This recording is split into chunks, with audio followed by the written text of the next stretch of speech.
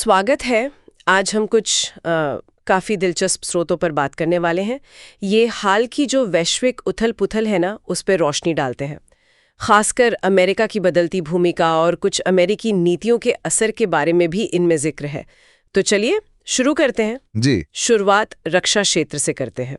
एक स्रोत कह रहा है कि स्पेन ने अमेरिका से F-35 लड़ाकू विमानों का एक बहुत बड़ा ऑर्डर रद्द कर दिया है। ये सुनने में तो काफी बड़ी खबर लगती है। हाँ, ये वाकई एक अहम घटना है।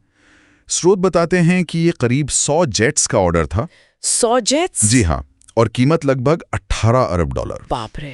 और देखिए, ये फैसला तब आया है जब पुर्तगाल, कनाडा, जर्मनी जैसे देश पहले ही अपने छोटे ऑर्डर्स रद्द कर चुके हैं। F-35 वो अमेरिका का सबसे आधुनिक और महंगा फाइटर जेट प्रोग्राम है, तो इसका रद्द होना मायने तो रखता है। हाँ, 100 जेट्स तो वाकई बहुत बड़ी संख्या है, खासकर जब दूसरे देश भी पीछे हटे हैं। अच्छा, इन रिपोर्ट्स में स्पेन के इस फैसले की कोई खास वजह बताई है? मतलब सिवाय इसके कि वो यूरोपियन जेट्स पर फोकस कर रहे हैं। देखिए, मुख्य कारण जो इन दस्तावेजों में उभर के आ रहा है वो यही है कि स्पेन अब अपने मौजूदा यूरोफाइटर टाइफून जेट्स है ना, हाँ। उनको मजबूत करना चाहता है।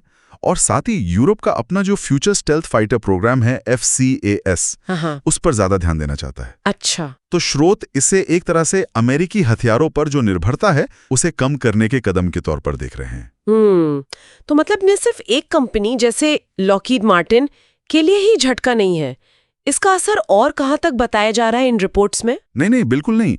स्रोत का इशारा तो यही है कि असर कहीं ज्यादा गहरा है। हाँ। आप देखिए, F-35 के पार्ट्स बनाने में अमेरिका की कई छोटी बड़ी कंपनियां लगी हुई हैं। हाँ, एक पूरी सप्लाई चेन होगी। बिल्कुल। तो इन रिपोर्ट्स के मुताबिक इस कैंसिलेशन से वो पूरी सप्लाई चेन हिल गई है और कई छोटी डिफेंस कंपनियों के सामने तो बहुत मुश्किल खड़ी हो सकती है। यहाँ तक कि दिवालिया होने का खतरा भी बताया गया है। दिवालिया होने का खतरा? ओह जी। कुछ जानकार तो इसे अमेरिकी डिफेंस इंडस्ट्री, जिसे अक्सर अमेरिकी सुपर पावर का आधार माना जाता है, उसके कमजोर होने के संकेत के रूप में भी देख रहे हैं। ठीक है, तो ये तो हुई डिफेंस की बात, लेकिन व्यापार के मोर्चे पर भी कुछ ऐसा ही है क्या? इन दस्तावेजों में यूरोप के जो पारंपरिक सहयोगी हैं, उनका झुकाव भारत और चीन की तरफ होने की बात भी कही गई है। ये दिलचस्प है। हाँ, बिल्कुल। और इसकी पीछे की वजह इन स्रोतों के अनुसार हाल की अमेरिकी व्यापार नीतियां बताई जा रही हैं। अच्छा। कहा यह जा रहा है कि इन नीतियों से यूरोप को जो कथित नुकसान हुआ है ना, उसकी भरपाई के लिए वो नए बाजारों की तलाश में है। और जाहिर है, भारत और चीन मिलकर दुनिया की करीब 30% आबादी है। हाँ, बहुत बड़ा बाजार है। बिल्कुल। और वहां एक बड़ा और बढ़ता हुआ मिडिल क्लास है, जिसकी खरीदने की क्षमता, मतलब कंजम्पशन पावर, बहुत ज्यादा है। और इसी सिलसिले में भारत यूरोप FTA यानी मुक्त व्यापार समझौते का भी जिक्र है। ये FTA मतलब देशों के बीच व्यापार आसान बनाना, टैक्स वगैरह कम करना, यही ना? बिल्कुल सही कहा आपने। FTA यानी फ्री ट्रेड एग्रीमेंट। इससे व्यापार की रुकावटें कम होती हैं। स्रोत बताते हैं कि भारत और यूरोप के बीच इस समझौते पर जो बातचीत है वो अब काफी अहम हो गई है। इससे यूरोप को भारत का विशाल बाजार मिलेगा और वहीं भारत को अगर अमेरिकी बाजार में कोई कमी आती है तो उसकी भरपाई के लिए यूरोप का समृद्ध बाजार मिल सकता है। अच्छा, ये तो दोनों के लिए फायदेमंद हो सकता है। जी, अगर इसे हम बड़ी तस्वीर में देखें तो ये ग्लोबल इकोनॉमिक रिश्तों में एक बड़े बदलाव का संकेत हो सकता है। व्यवस्था को लेकर भी काफी तीखी बातें हैं। कहीं जलता हुआ कोयला जैसे शब्दों का इस्तेमाल है, शेयर बाजार में गिरावट, निर्यात में कमी, बढ़ते राष्ट्रीय कर्ज का जिक्र। हाँ, स्रोत अमेरिकी अर्थव्यवस्था पर इन नीतियों के कथित नकारात्मक असर को लेकर काफी मुखर हैं। ये तो है। निष्कर्ष के तौर पर रिपोर्ट्स ये तर्क दे रही हैं कि इन कदमों ने अमेरिका को दुनिया के कई देशों से थोड़ा दूर कर दिया है और अमेरिका धीरे धीरे अपनी जो वैश्विक प्रधानता है, जिसे अंग्रेजी में हेजेमोनी कहते हैं या एकाधिकार कह लीजिए, वो खो रहा है।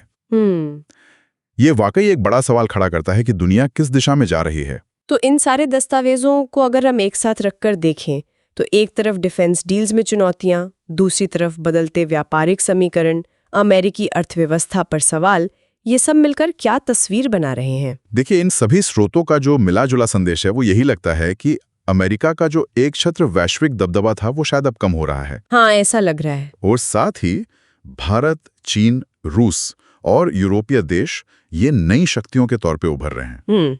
एक तर्क ये भी दिया जा रहा है कि इससे अमेरिका का जो दुनिया का पुलिसमैन वाला रुतबा था ना, हाँ, वो शायद जल्द ही बीते दिनों की बात हो जाए। वाकई ये सारे सूत्र एक बड़ी तस्वीर की ओर इशारा कर रहे हैं।